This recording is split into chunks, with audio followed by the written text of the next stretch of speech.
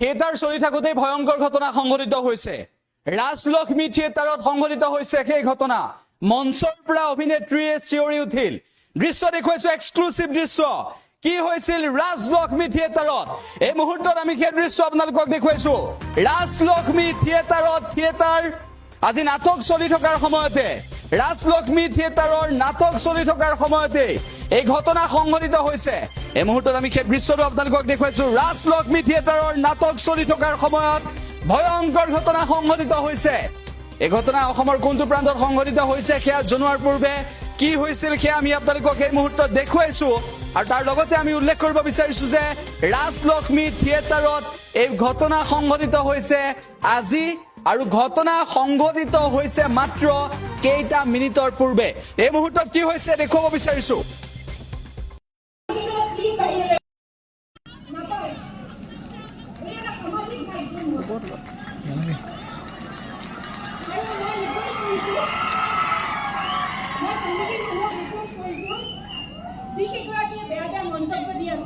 আপোনালোকে অনুগ্ৰহ কৰি তেওঁলোকক বাহিৰলৈ লৈ যাওক কাৰণ আমাৰ নাটক পৰিৱেশ বহুত বেছি অসুবিধা হৈছে আপোনালোকে যিখিনি মানুহ শুনিছে তেওঁলোকে কিবা মন্তব্য পাছ কৰি আছে আপোনালোকে কাইণ্ডলি তেখেতসকলক বাহিৰলৈ পঠিয়াই দিয়ক নাটক যদি চাবলৈ মন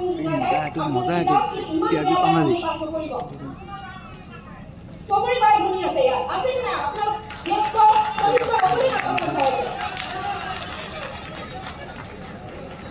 কমিটিখন ৰিকুৱেষ্ট কৰিছে মানুহকেইজনক প্লিজ বাহিৰলৈ লৈ যাওক কাৰণ ইমান বেয়া শব্দ শুনি আমি নাটক কৰিব নোৱাৰো ইয়াত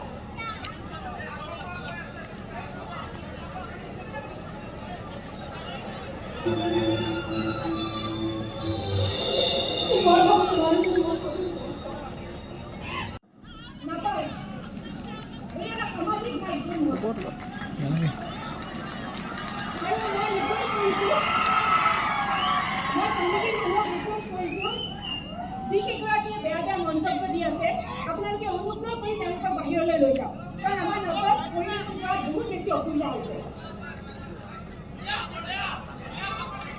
আপোনালোকে যিখিনি মানুহ শুনিছে তেওঁলোকে কিবা মন্তব্য পাছ কৰি আছে আপোনালোকে কাইণ্ডলি তেখেতসকলক বাহিৰলৈ পঠিয়াই দিয়ক নাটক যদি চাবলৈ মন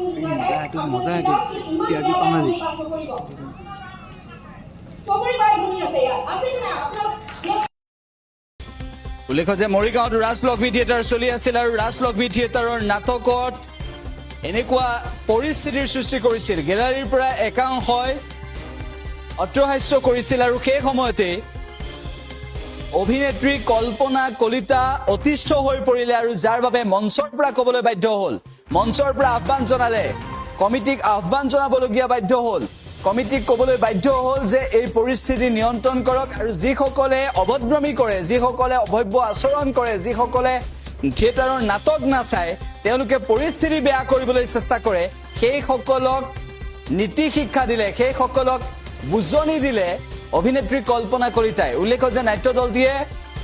নাটক কৰি থাকোঁতে এনেকুৱা অবাঞ্ছিত পৰিস্থিতিৰ সন্মুখীন হৈছিল আৰু মাত্ৰ কেইটামান নাট্য দৰ্শনীৰ পিছতে যদিও আজিৰ নাটক অন্ত পৰিব তথাপিতো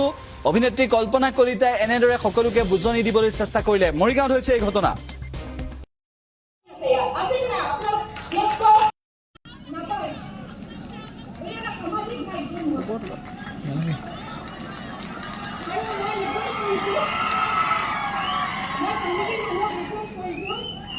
যিকেইগৰাকীয়ে বেয়া বেয়া মন্তব্য দি আছে আপোনালোকে অনুগ্ৰহ কৰি তেওঁলোকক বাহিৰলৈ লৈ যাওক কাৰণ আমাৰ নাটক পৰিৱেশ বহুত বেছি অসুবিধা হৈছে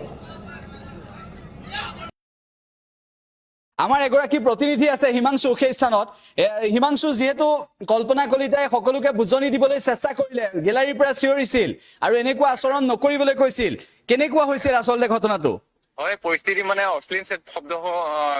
তেওঁলোকে মানে যি সময়ত অভিনয় কৰি আছিলে অশ্লীল শব্দৰে তেওঁলোকক মানে অলপ অসুবিধা কৰি আছিলে যিহেতুকে তেওঁ মানে অভিনয়ৰ মাজতে মানে থমকি ৰৈ দুআষাৰ মানে ক'লে এইদৰে আমাৰ দৰ্শকসকলে দেখিছে চাগে ভিডিঅ'ত হয় ধন্যবাদ জ্ঞাপন কৰিছো হিমাংশু আৰু যিখিনি কথা ইতিমধ্যে উল্লেখ কৰিছে যে অভিনেত্ৰী কল্পনা কলিতাই কেনেদৰে অট্টহাস্য কৰা গেলাৰীৰ পৰা চিঞৰা সেইসকলক বুজনি দিবলৈ চেষ্টা কৰিলে সকলোকে এনেদৰে আহ্বান জনালে যে চিঞৰ বাখৰ নকৰিব শান্তিৰে নাটক কৰিবলৈ দিয়ক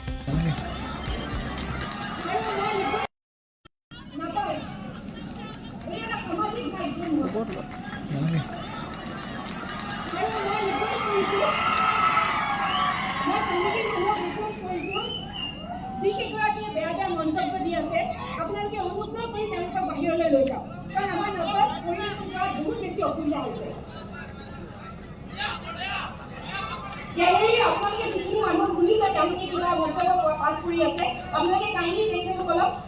বাহিৰলৈ পঠিয়াই দিয়ক নাটক যদি চাবলৈ মন যিকোনো খবৰৰ বাবে যোগাযোগ কৰক 7099901730 লগতে 70